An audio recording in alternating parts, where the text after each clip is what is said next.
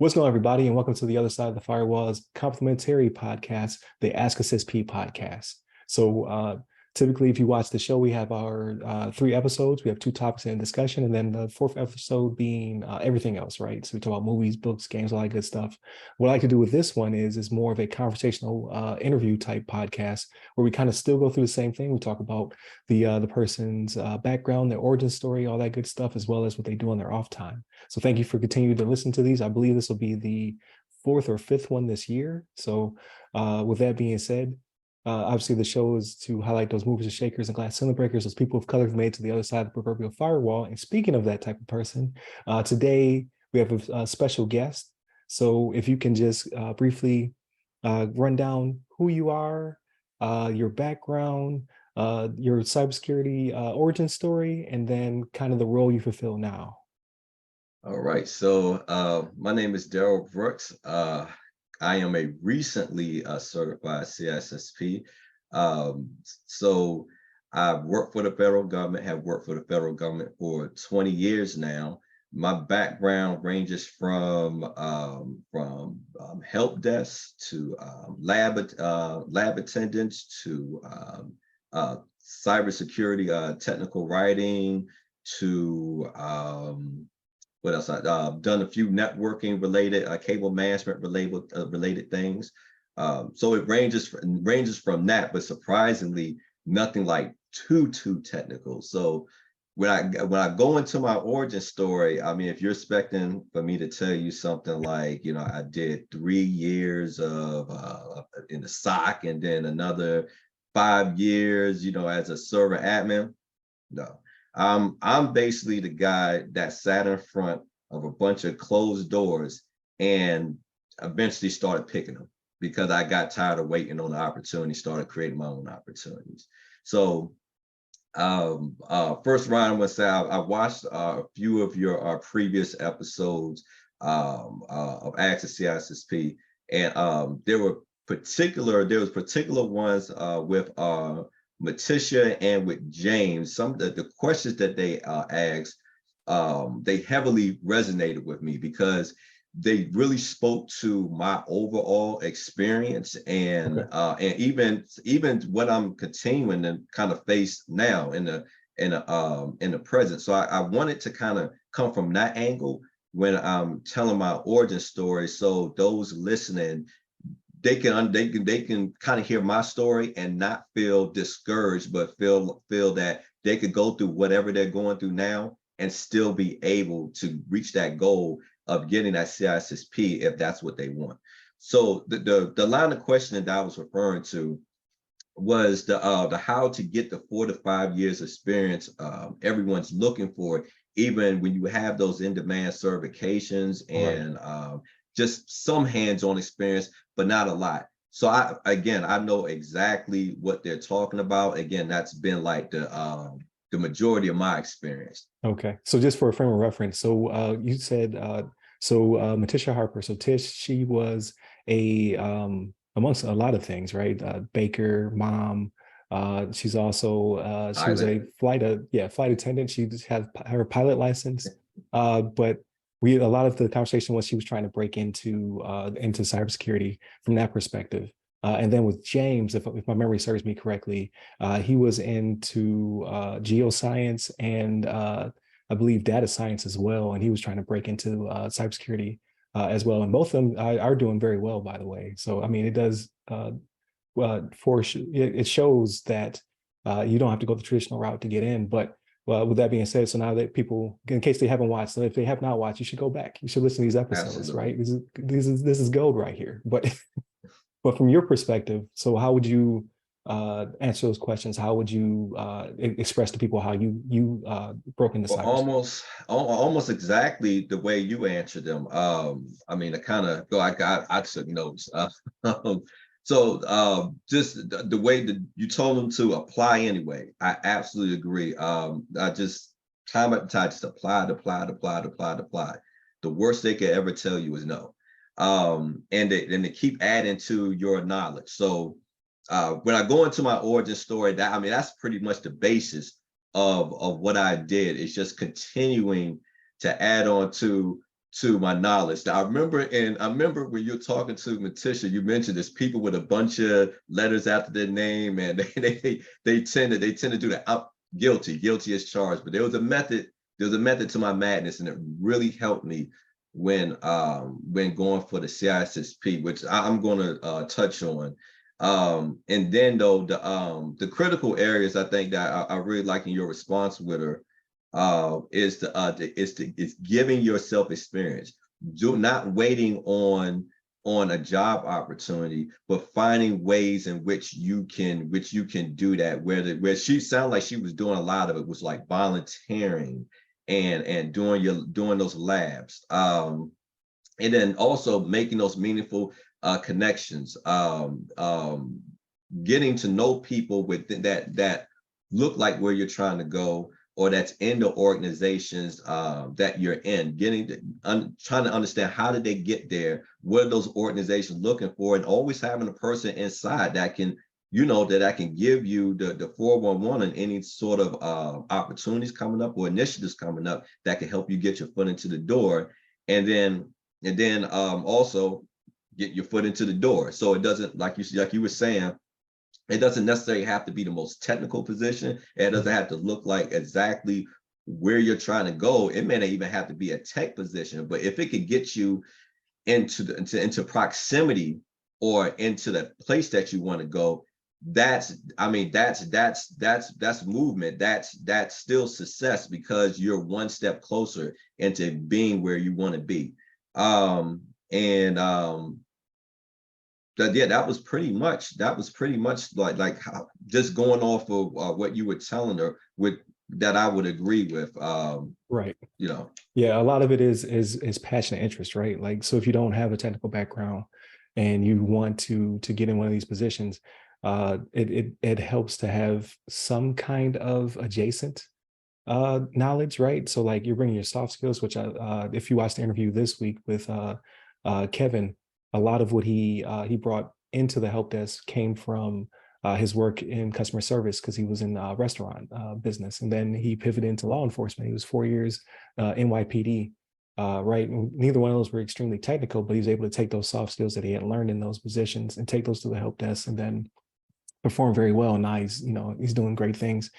He's a leader within his field, and he has like over 400 videos on YouTube and 50,000 subscribers, right? Because it's him teaching people skills as well as how to apply the skills they already have, which is absolutely true, regardless. So I like what you said about the connections as well, right? With LinkedIn connections and finding somebody who's doing what you currently want to be doing. Because again, that shows that you have interest. It's kind of the cheat code, right? Like you get to find out what they particularly did. Like everybody's path is going to be different, but at least you kind of know, okay, these things set you up for this position.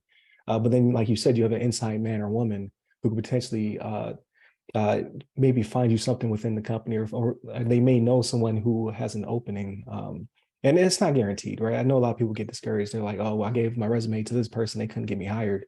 But that's just one person out of the millions that are on LinkedIn that you potentially be networked with, that they could potentially get you into a spot. So I think those are all good things that you brought up.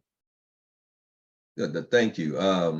So I guess if I were to get into my origin story, so I'm not gonna tell my whole life story, but I'm gonna kind of start from high school to where I'm at now. But I'm gonna abbreviate things into a bit to make it all relevant.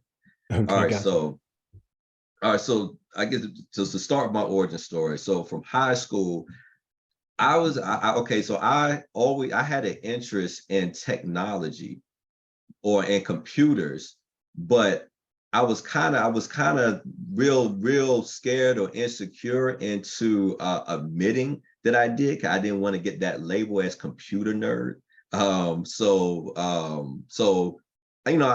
things like video games and stuff like that was cool to talk about. I kind of stuck with that, but I did secretly was into computers. But I think I really kind of broke out of my shell with that once I got into college, specifically my sophomore year. Once I seen that our academic computing office, I'm sorry, I went to I'm a graduate of Delaware State University. I got my Bachelor's of Science in Management Information Systems there. Also, graduate of Bowie State University, another HBCU, where I got my graduate degree in Information Security Management. But so back to my sophomore year, I decided to apply for that position, which was pretty much a office clerk. But I would still be assisting students with setting up their with their on-campus accounts as far as logging into the system there, as far as being able to check their grades and things of that nature, and being able to access their email. So I interviewed for the position and I got it. So I worked that job for a while, and so as I was starting to help people doing that, that's when I really started noticing that I had an interest in a real interest in IT, and at this point I hadn't declared my major yet. So it was that experience, and also my mom, she was kind of helped me look into things, and she just really saying, well, look, you don't have to go into computer science, 'cause I want to stay as far away from coding as possible. So she said, what about management information system? It's like business and and technology. So it was those things that where I finally declared my major as management information systems, which didn't really hurt, because I was already I wasn't undeclared, so I was a business major before that. But it was a seamless transition, because all my business classes that I took before then kind of transferred over into that major. So it was a real easy transition. And then I would say from there, I began doing my summer internships, where that's where I first started my federal career, with the United States Park Police as well, first as a project management intern, and then as an intern auxiliary officer, where I was like just guiding cars around the park. And then the intern auxiliary position, I think I was just like editing like general orders for the higher ups to look at, once you get in front of them, things like that. But that's what started me on my federal career.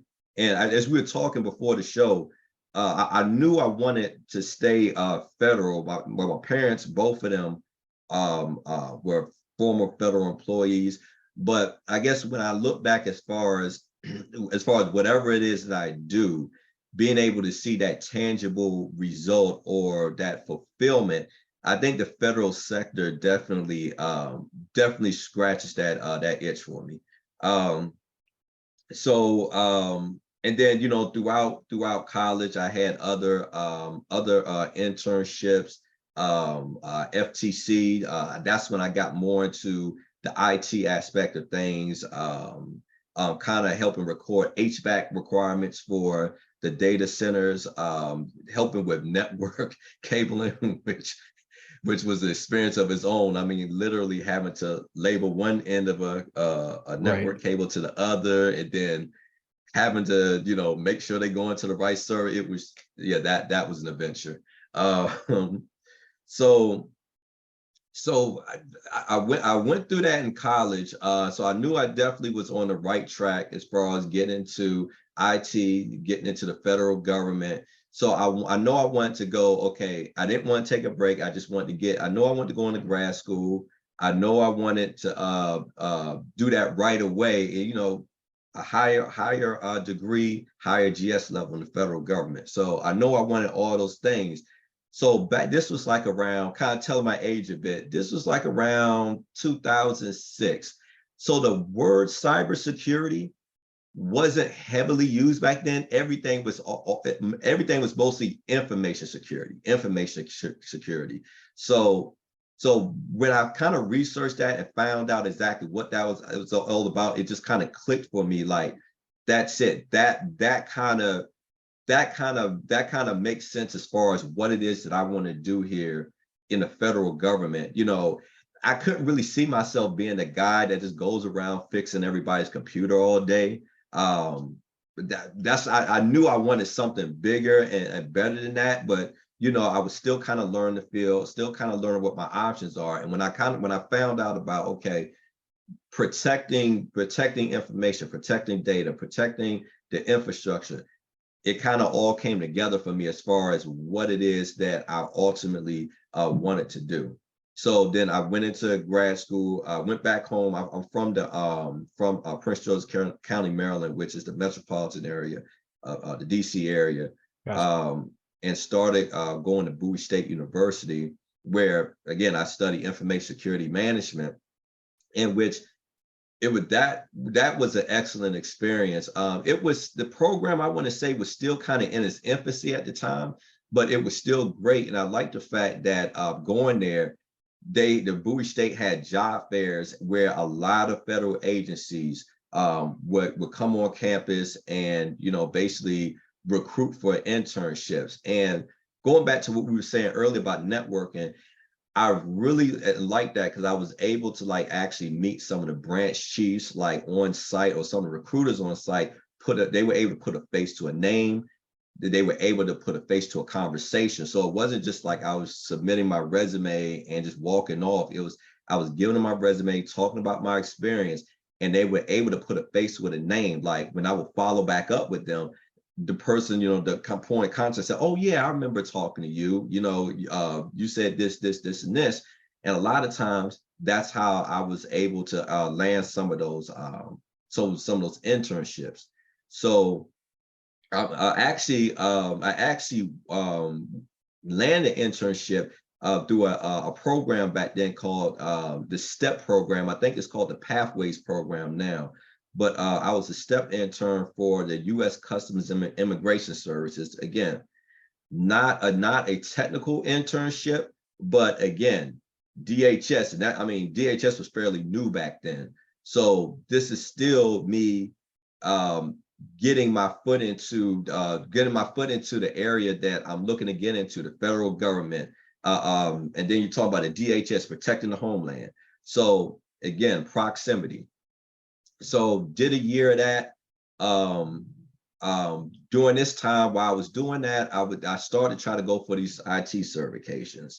So went to a little place in my area, which was great there. They called Train Ace. They were called Academy of Computer Education back then. Did an excellent job as far as getting me hands-on experience, as far as get my A+. Showed me literally how to take a computer apart, put it back together again, troubleshoot an operating system, and then troubleshooting a network, learn about certain network things.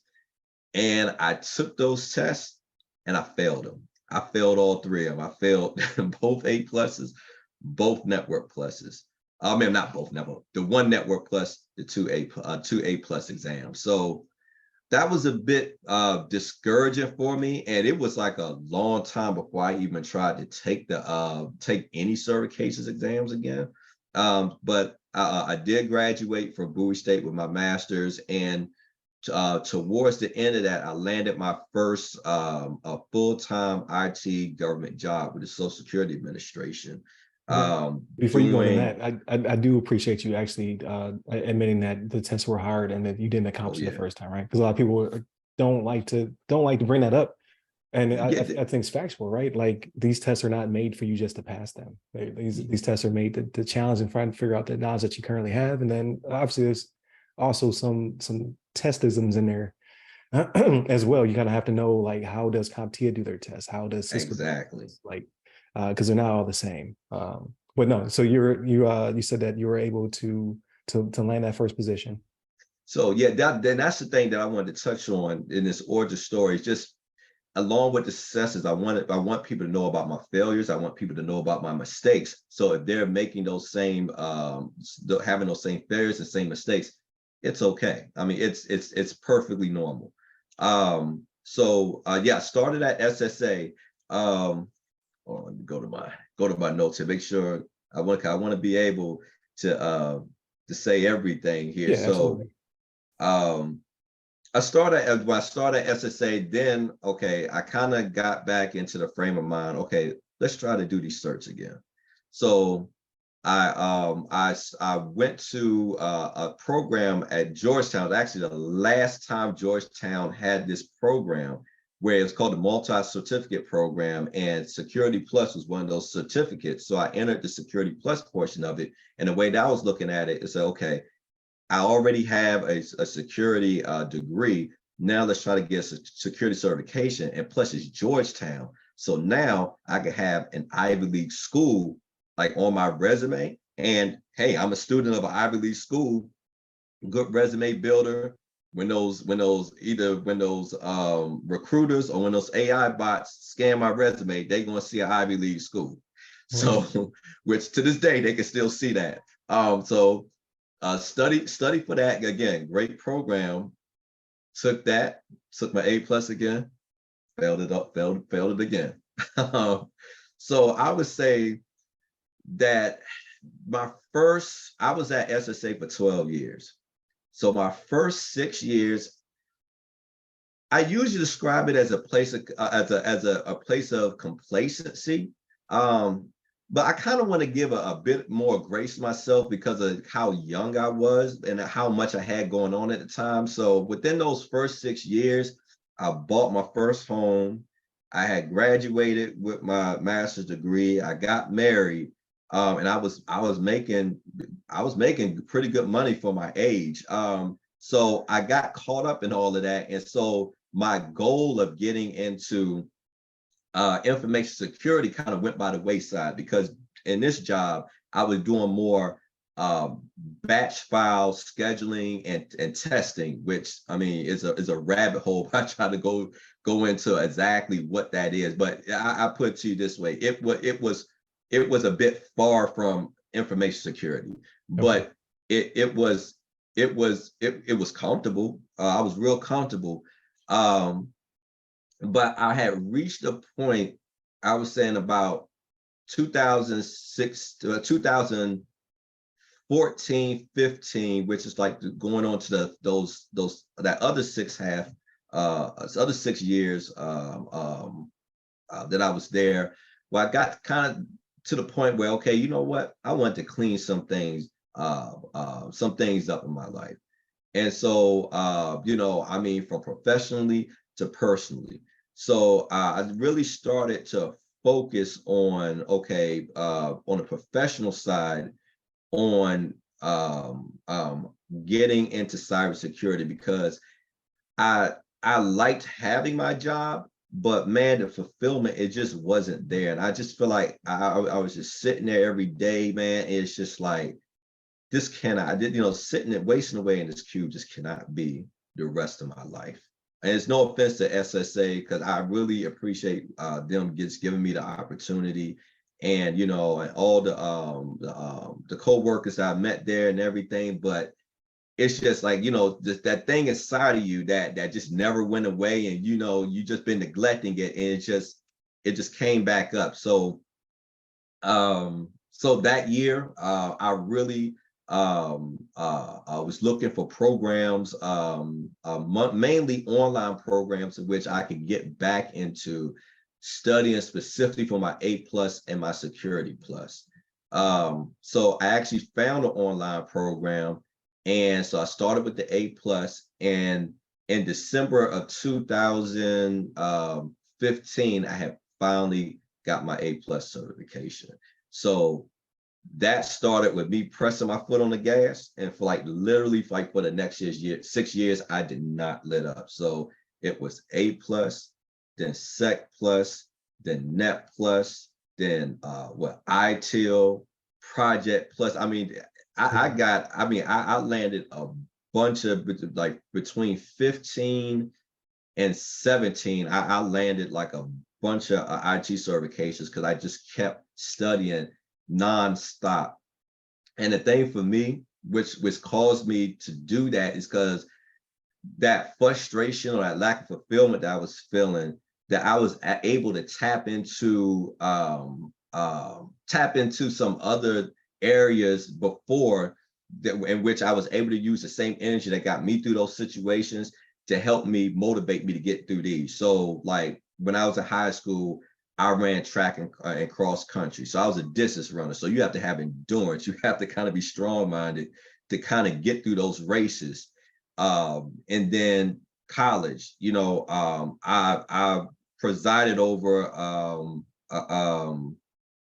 a line that was the founding line of a business fraternity, in which was in pretty intense process as far as getting 39 other students from one place to another by the end of the school year. So taking those, and then family planning, because me and my wife decided we wanted to have a kid, so then we had to clear out some debt. So tapping into all of those things, all of those things where I had to really kind of dig deep and have a certain level of motivation to kind of get through those things and make it through those things.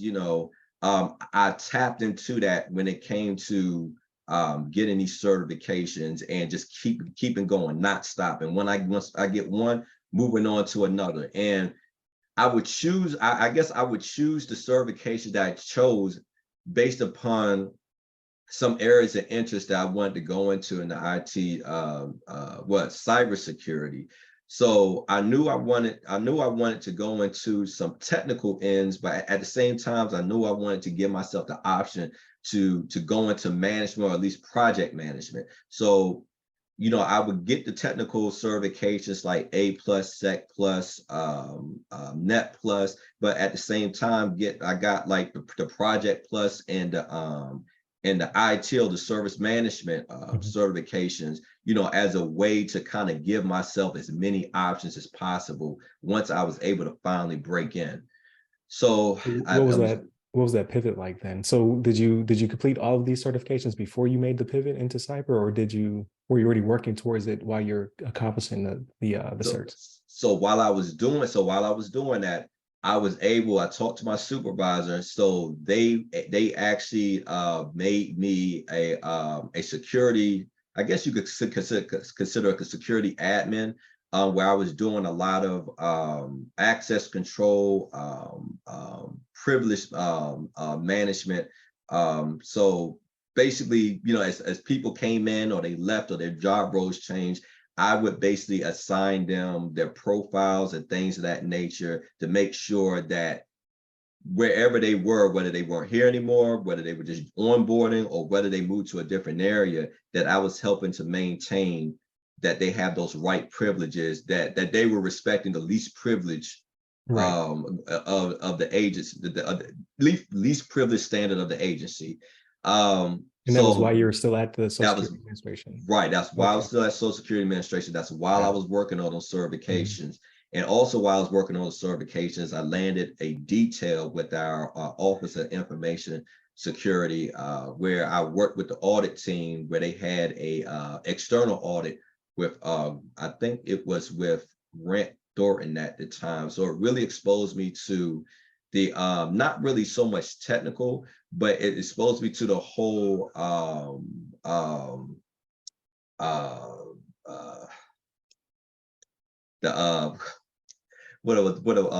lost my train of thought. No, you're good. So that, I mean, it kind of, from what I'm hearing, it kind of exposed you to the I would say like the identity access management, to when it comes down to the audits, I guess maybe it's the there you go. That's what the GRC, right? The governance, risk, compliance. Yes. So with the audits, that's what I was trying to think of. I don't know why my mind went blank there. So I was kind of like the middle liaison between tracking the artifacts going from certain parts of the agency into the auditor's hands and tracking those. Okay, who sent what artifacts and what artifacts they need. And then I know management, they wanted me to be able to display, the certain processes and the audit, and how the internal audit team interacted with the external audit team. So that exposed me to a lot of that, which everything was going pretty good up to that point. And then around 2019, I had landed another detail, which is more technical.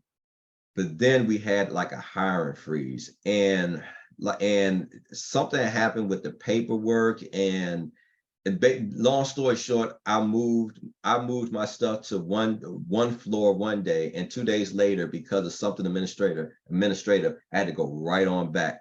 And so at that point, I had just super frustrated again. Started kind of looking internally and externally for positions in the government, and I kept seeing, though, everything I was looking at, they wanted someone who was at least a CISSP. So finally, I said to myself, you know what? I think it's time.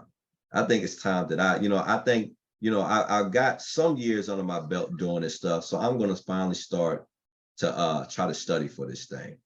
So I did. So what I did, I used some money that I put together. I saved for my side hustle, and usually I'm kind of embarrassed to say this. It's one of those mistakes that I said I made that I want to share with people, is that I saved up $7,000 and paid for a CISSP prep program.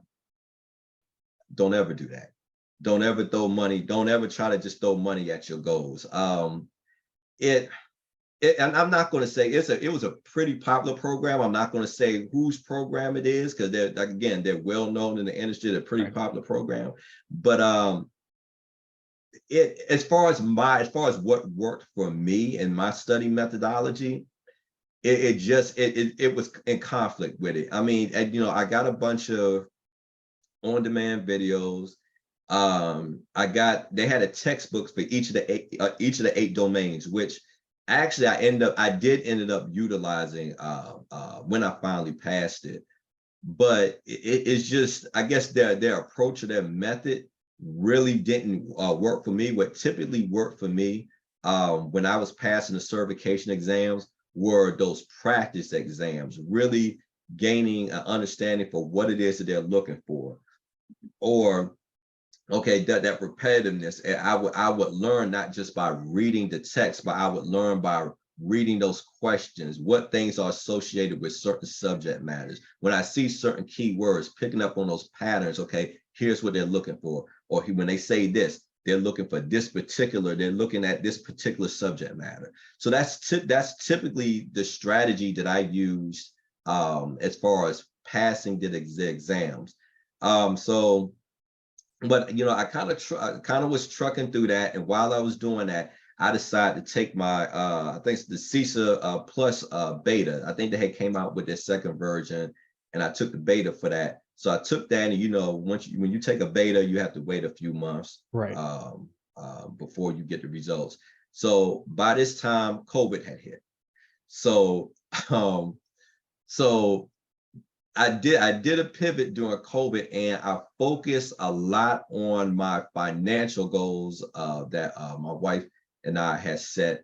And so a lot of that, we were looking at finally just paying off the last of our debts again, doing family planning again, child number 2.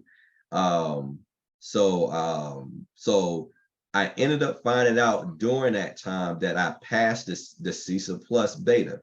So I felt like that it gave me permission to kind of put the CISSP on the back burner, because I guess the way that I was looking at it is that, hey, all this studying that I did for the CISSP did amount to something, because I was able to pass the CISA plus beta and apply some of that knowledge to that.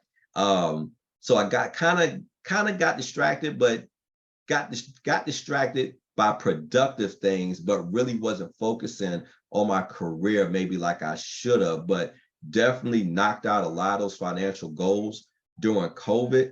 And at this point too, I had onboarded to the agency that I'm at now. So the time between when before COVID hit and when I had taken that CISA plus beta, I had interviewed with where I'm at now, which again, going back to the whole utilizing relationships thing. Right. My wife, one of her coworkers, her boyfriend worked for the agency. I sent her my resume. She sent him my resume. They were actually hiring his section. I interviewed with him, and basically he gave me a job offer. So again, that's why I'm really big into really just networking, really into utilizing those relationships. Yeah, I think you bring up a lot of good key points, right? Like, so when it comes to you believe your path to not be too technical. It still is. I mean, you weren't wrist deep inside computers all day, right? Like, you weren't necessarily, you didn't come up through IT help desk, but you still have experience, like you said, working in a knock or something like that, where you had to trace cables and manage connectivity of servers and things of that nature. So you still have elements of that. And believe it or not, the CISSP is still considered a technical certification, even though it doesn't feel that way, right? But like, the CISM is more managerial than the CISSP. But when you go to apply to certain jobs, like, I do see a lot of them say, we want a technical background with a CISSP. And you're like, well, I don't really feel like CISSP is too technical, but comparatively to the rest of the exams, it's very technical. But so I want to kind of hit back on the connections piece of it. So you were already in the federal government. So that's a path that a lot of people don't really look at, right? Like, regardless of what department you're in, whether it be Homeland or it be the Postal Service or what have you, once you have your foot in the federal door, it makes it where you can have the conversation. Okay, I want to pivot between different agencies. I've already been vetted. I don't think a lot of people see it that way. So I think that's a good thing that you brought that up. Just getting into the federal government itself is getting into a door that leads to many other doors that you could potentially pivot through. So you may not have been fulfilled by your initial, job with the SSA, but it opens that door for you to be able to pivot to other agencies within the federal government, which I think is awesome.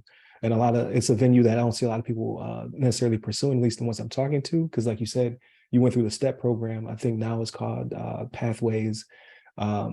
And people have the ability to jump on these things. They just don't know they exist, right?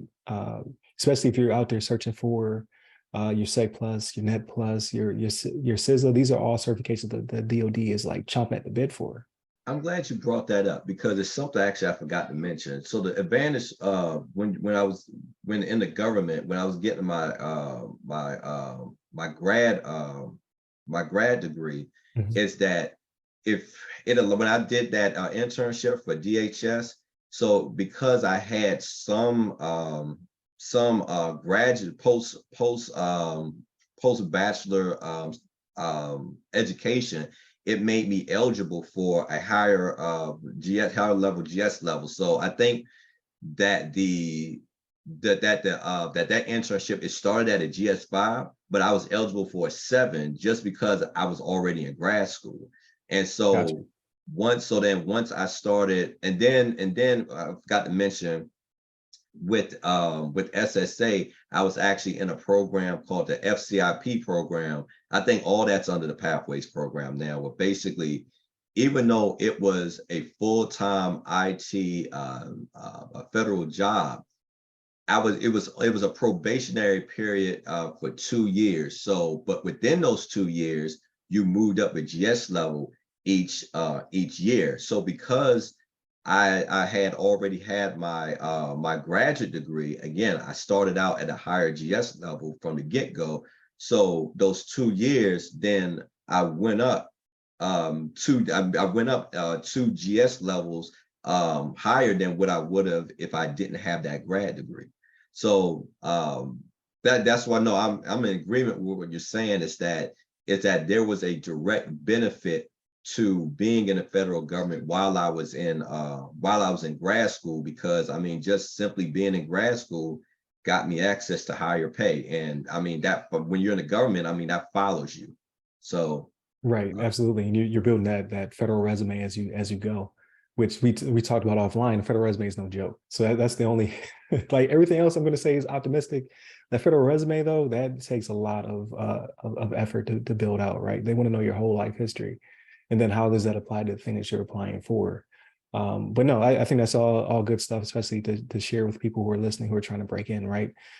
There's so many different pathways to get in here because you went, like you said, you're a college graduate, you had some federal internships under your belt, and then having a higher level, having your grad allowed you to skip, and we keep saying GS, like everybody knows what that is. So I think it's general schedule, it's the pay grades that the federal government pays out. So like me being from the DoD side, right, our pay grades are either enlisted or you're an officer, right? You're E1, O1, what have you, and that dictates how you get paid.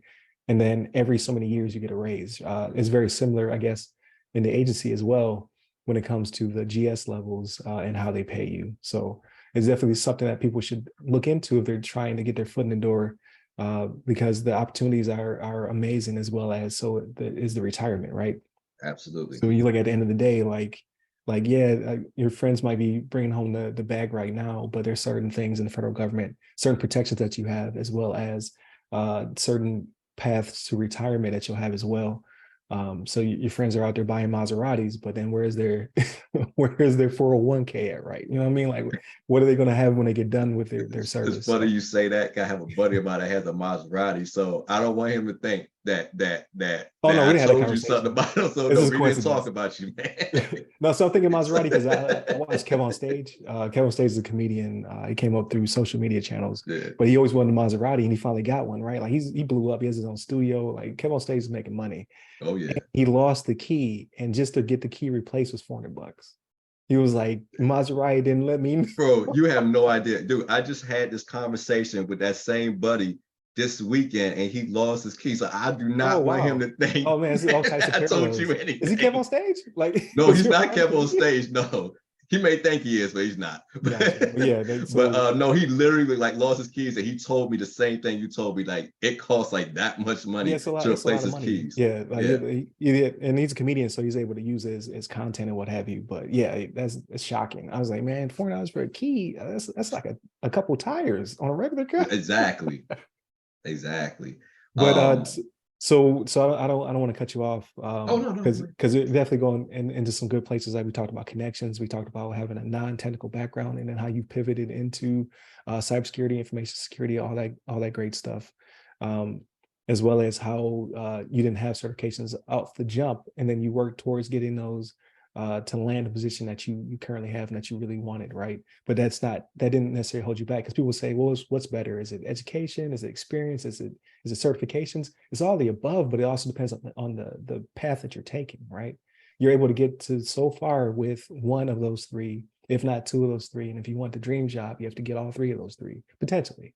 Just depends on, again, opportunities that you have, the connections that you've made. Like you said, you had a connection in that you knew someone who was able to get your resume to a hiring manager at some point, right? And a lot of people don't necessarily see the value in those connections. Like LinkedIn is a humongous source for making those connections. Like it's not going to be that you make one connection on LinkedIn and then you get the dream job, right? You're showing your passion, you're showing your hobbies. Like you said, you did a bunch of interning. And then when I talked to Tish and James and people like that, and Kevin, they're doing not necessarily pro bono work, but it's work outside of the scope of what they're currently doing, right? So yes, it does sound like a lot of work, but it takes a lot of work to get to the positions that you want, right? You have to show that passion, that ingenuity. Like, okay, like my job, I think Kevin said that, was it Kevin or was it, I forget who it was, so I don't want to put words in his mouth, but one of them, or no, it was Boyd Clueless. So I haven't had him on the show yet, but I've watched a lot of his material. And he was asking to do work that was outside the scope, right? Like, let me fix these things. Like, I know it costs a lot of money for these PCs to be serviced. You have to send them away, then we're down, as opposed to me putting my hands on it and trying to fix those things to keep us back up. And that showed ingenuity, and it showed that he had a passion for it. And it was a little bit easier for him to pivot and doing what he wanted to do at that point. Just to piggyback on that, there's some other things that I had did. I actually had it's a kind of an obscure certification now, but at one time CompTIA was offering a social media security certification. So one thing I had did that once I had gotten that, I had wrote an article for my church's magazine, which was telling parents about I used my knowledge from that and helping to write this article, telling parents about some of the dangers and stuff that's on social media, and really trying to educate them on some technical and non-technical threats that were really out there in ways that they could help mitigate, the risk of that when their kids are online, or just making them familiar with what those things are. And I also taught some classes on that at the church. So I definitely know what you mean about having to do some things to kind of give yourself that experience, or some pro bono work, things of that nature, Right. to You're help pretty much engage generating with your them. own experience at that point, Yep. right? Like, yeah, you didn't get paid for it. However, now you have more content, or you learned something new that you can apply somewhere else. And then it goes into, you can, it just depends on you and your passion. Like, just don't do things just because you think that everyone else is doing it, right? Like, everybody's like, oh, you have to know how to code. Not necessarily. I'm a computer science Mhm. dropout. Like, I hit a level of math where I could not exceed it without Man. without spending an extraordinary amount of time. I did not have the patience at the time, right? Before I joined the military, I didn't have the discipline to get myself over that hump. And so my undergrad is psychology, so with a concentration in deviance, and like, that doesn't really feed very well into my master's in cybersecurity, right? However, I was able to use a lot of those soft skills and things I picked up when it came to management. So it helps. It didn't necessarily help me out with cyber, but it does help me out with my project management, right? So there's things you can do that will both help you to grow within the profession, but it also lends itself to content. So like, if program's not your thing, don't get a GitHub.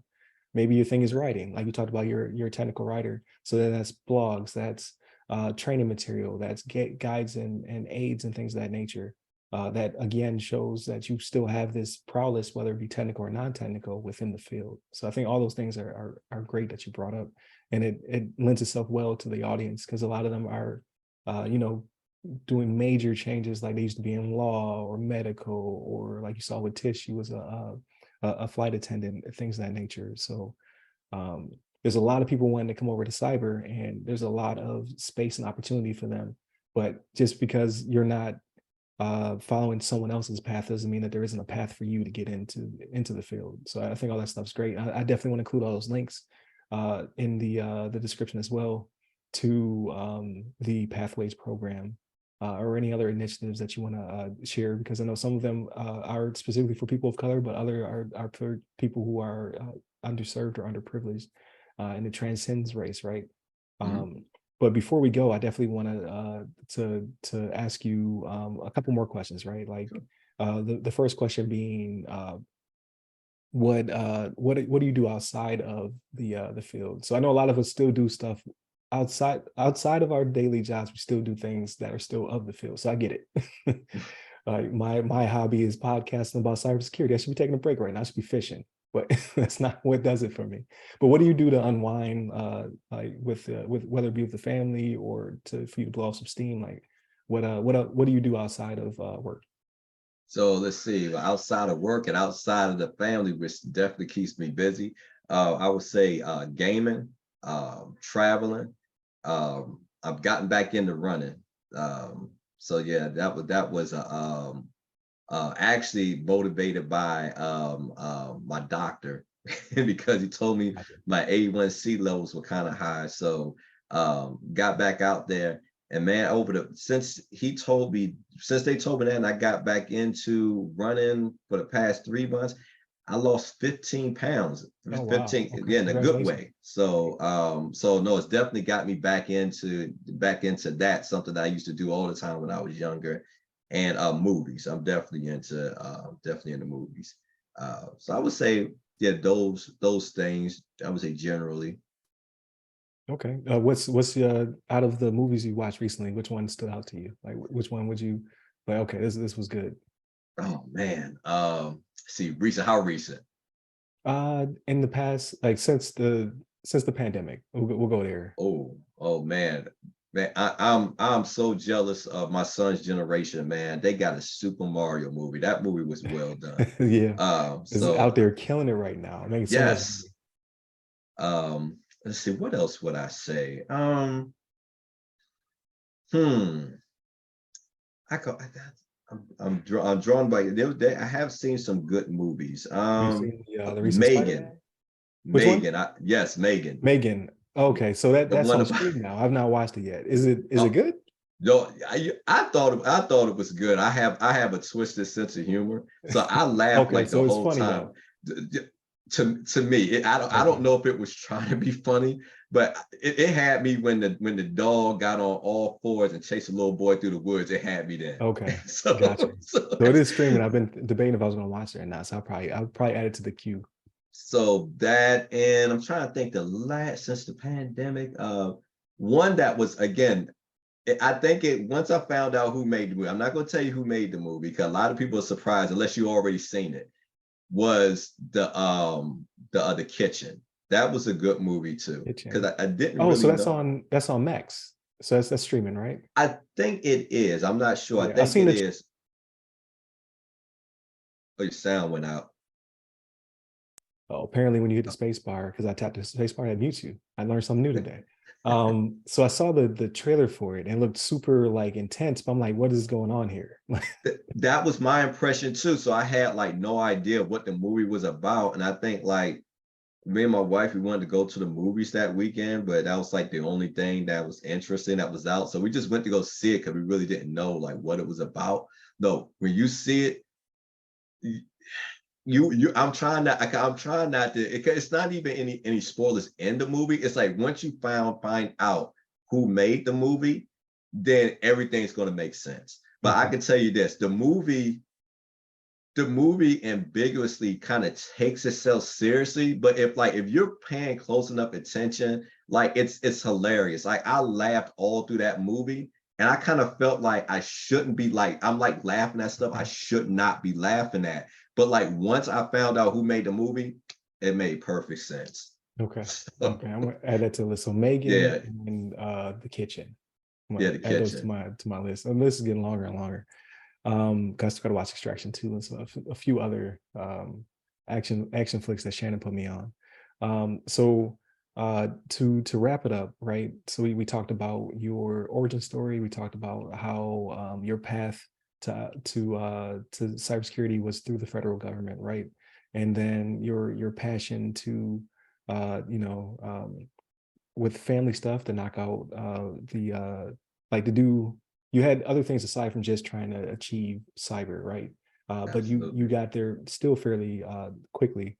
Um, and Oof, I don't then know if I say that. well, so I say it to say like because cyber's been around like for decades, right? But now it's Oh, like the hot issue. So like you have decades of experience. So I'm not trying to belittle any of that. But what I'm trying to say is like people just think like you're just going to jump right out of school and you're going to jump right into a $200,000 job. I thought that, And I don't yeah. like to discourage people because that may be your path, right? You might be blessed. You might come out, hit the lotto. So I don't want people to not think that, but I want people to be more realistic. Like a lot of people I don't want them to be discouraged because they feel like it's taking a long time. Hmm. Like again, everybody's path is different, right? I've been doing it for 20 years. Some people have been doing it for 10 years, right? And then maybe they again, like I applaud everybody for where they're going and how they're doing it, but they chose a different path, and then that way they got to a higher position potentially quicker than me, or the opposite. Like I'm ahead of some of my peers, and we started the same DoD path, right? But we chose different pathways to get to where we want to be. But don't let any of that discourage you. Like eventually you'll get to where you want to be. It's just you have to figure out what path it takes to get you there. So I like how I've talked to several different people, right? So like I think you're the first person I've talked to um, who did the internship with the federal government on the way through college, right? So that's a pathway. Like so educate, like because people are like, again, that debate is certs over education over experience, but your path was education and experience, right? While you're pursuing your education, you're gaining the experience to get your foot in the door to the federal government, and then you can pivot to the agency of your choosing once you hit those goals that you had, right? You had certifications you wanted to knock out that will get you to the position that you wanted to get to.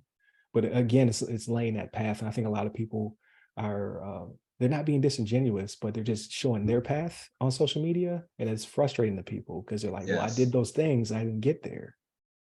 So it's good to have that wide range of experiences, especially, again, this platform is for people who look like us, who are people of color who are trying to break into cybersecurity, because we don't make up huge numbers, right? Like we're at 9%, and that's big And for us, but that's I not wanted as big as it should be. I want to speak on that. Because yeah, a lot of your episodes I've heard on that, but I guess my experience, I mean, no doubt that's true. My experience with that has been like real different. And it may be because of the HBCU experience, or maybe the region that I'm in, Gotcha. but almost like in every federal job, or just overall in my career, or just kind of coming up, I Mhm. feel like it's always been like a huge representation, like in IT, and even in information security. There's been a lot of Black folks. Yes, Um, uh, and so I would agree with you, especially when it comes to like, so yeah, the North Capital region, of course, or if you're in or right. Atlanta, and like you said, I didn't go to HBCU, jealous, right? Like I wish I had gone that path, but it's just not where I came through. But I think it's the federal government is doing a better job than everybody else. Like, so I'm DOD, right? Like, so I saw it's a melting pot. Like I saw people of color. I've seen lots of women in IT and cybersecurity. And I was just like thinking like that's the norm. But then when you look at the outside, right? Because we're kind of in a bubble, like fortunately, to a certain extent. But when you get out to the private sector, it's not like that. Not only just from the stats, but just like when you look around the room, you're just like, man, it's just me.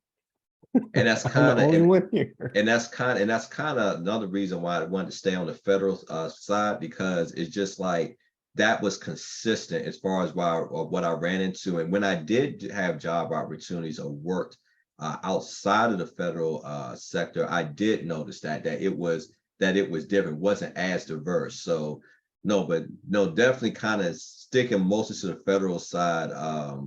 No, it was diverse, especially with Black folks. And then at each phase, I always was able to have Black men in each phase to be able to pour into me somehow. So that Right. was Get that mentorship. Right. that was very very helpful, very what's the word I'm trying to think of? Encouraging, support. Very right, Right. exactly. Yeah. So Yeah, and it's the same thing in the military, right? So like I talk a lot about my military experience, and hopefully that makes someone pivot and think about joining the military, right? And no, it's not for everybody, but I think that's like there's a lot of paths that people aren't looking at when it comes to whether it be the Department of Defense, or whether it be like Homeland, or some of the other agencies. Like joining the federal government does have its perks, as well as it helps with the education benefits. There's a path to promotion, right?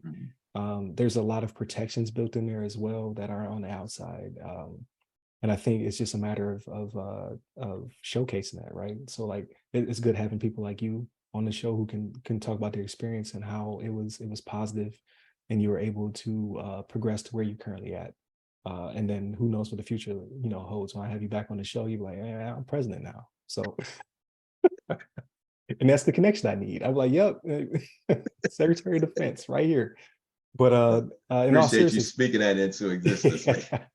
but in all Don't know if seriousness, I want that job, but yeah, I right. appreciate Yeah, no, thank you. it. But I think I think it really helps to grow, right? Like we have like your Aisha Hollins on the show, where she is a pioneer in her field, and an author, and a PMP and all that good stuff, a founder and CEO of her company. I talked to her and her future co-host Miguel. He comes from the federal as well, but is FBI, right? He's an Yeah, FBI. FBI Okay, agent. I remember seeing those episodes. Yeah. Yeah, so I'm trying to like I like a lot of people are like starting to contact and reach out to get on the show, and they all have different areas of expertise. I'm like, this is perfect. This is exactly what we're going for. So I thank you for connecting with me and asking about the show and how you can support. Because I think a lot of people, a lot more people are starting to reach out now, like yourself. But the opportunity is always out there is what I want to try to put out there. Like, I don't necessarily, like, I do have people I would like to speak with, only because I want to speak to them as well. So I think it'd be great to bring in the audience, but also you can volunteer yourself. And if it's a good conversation, then it's going to be a great conversation regardless. And then you get to bring your background in as well. So thank you for reaching out, because this is a good conversation. No, thank you for having a platform. Yeah, no doubt. And then obviously this is also making connections, right? Like, you never know what the future holds. Perhaps something coming down the pipe where I'm like, I know a guy, for that, or vice versa. You'd be like, oh I'm gonna yeah, say I know this likewise. guy. He has some content out there you should listen to. But you can't be shy when it comes to LinkedIn and making these connections. So I definitely want to push that out there as well. Or if your platform's Twitter or something else, I'm not as versed in those, but I know your YouTubes, your Twitters, those social media aspects of it can get you into certain doors as well. So it's so many different pathways, and I'm glad you can come on the show and then present another one. Like, hey, this is a way to also get to where you may want to be in the future. So with that being said, thank you for your time being on the show. We're gonna have all your links and stuff in the bio. Definitely, like, I'm putting you out there. I'm putting you on Front Street. I don't know if you want connections, but Oh if no, please do. The more the better.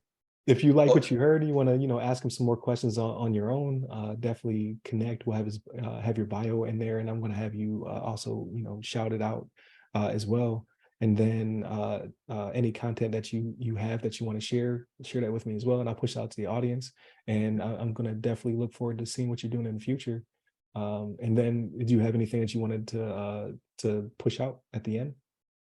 sure. One thing I was going to recommend those that networking, that connection thing. I would recommend this book right here, the Proximity Proximity principle. Principle. Okay. So that specifically, it's basically professional networking 101. It's a good read as far as telling you how to get into close proximity to where you want to be in your career. Um, and just some parting advice, I would just say know how to spot an opportunity. Just not no opportunity is just too small. Any opportunity to kind of get to where you're trying to go to, take it. Always find an extracurricular activity that's going to challenge you. Being able to channel that same energy that got you through that. You're a person of faith, thinking of how God got you through that, so you'd be able to channel that same energy, that same memory, and press forward when it comes to your career goals. Whatever you do, don't quit, no matter how hard it seemed. You just never know how close you were before you had quit. Just keep at it. And I would definitely say, like we just been kind of beating it, the dead horse over and over here. Leverage those relationships, and also just be willing to make the necessary sacrifices to make some of your career goals happen. Absolutely. So yeah, all great advice. I can't top any of that. Definitely continue to tune in to the podcast, like, share with your nerdy friends. And then obviously you got to connect, right? So we'll have all of your information in the bio. Where can people find you at? So people can find me mainly on LinkedIn. I mean, I'm on Facebook as well, but probably LinkedIn would probably be the best place if you want to talk about, I guess, a professional connection. Um, Outside of that, that's pretty much I'm an old head, man, when it comes to this social media stuff. So yeah, it's basically mainly Facebook and LinkedIn for me. Same name, Daryl Brooks. Daryl Brooks on LinkedIn is Daryl Brooks CISSP. If you type that in, you should be able to find me. There it is. And then you can hit me up. I'm at RyRy Security Guy. That's RYRY Security Guy on LinkedIn, Clubhouse, and Twitter. So definitely hit me up if you have any questions. I'm always willing to answer them. And then if you would like to be on the show, we can have that conversation. I got to just vet you to make sure you're not crazy first. So that's the I made goal. it, so You made it. But yeah, definitely continue to tune in. And then this episode should either go up this week for the 4th of July week, or the following week. But again, thank you for your time. It was a great conversation. Likewise, and yeah, thank you for your time, and happy 4th, and thank you for your service. I appreciate it, sir. Oh, appreciate that, man. No And then problem. for all you guys out there listening, continue to again tune in. We appreciate your patronage and stay safe, stay secure.